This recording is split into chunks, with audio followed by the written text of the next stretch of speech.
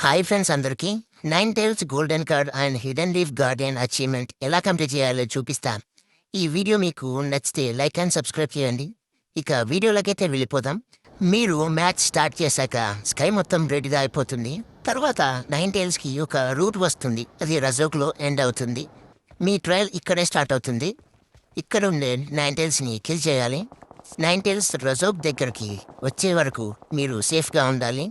అది లాస్ట్ పాయింట్కి రాగానే ఒక సర్కిల్ వస్తుంది. మీరు దానిలోకైతే వెళ్ళి సేఫ్గా ఉండాలి. సేఫ్గా ఉంటూ 9 టైల్స్ని కిల్ చేయాలి. మీతో పాటు ఎనిమిస్ కూడా ఉంటారు.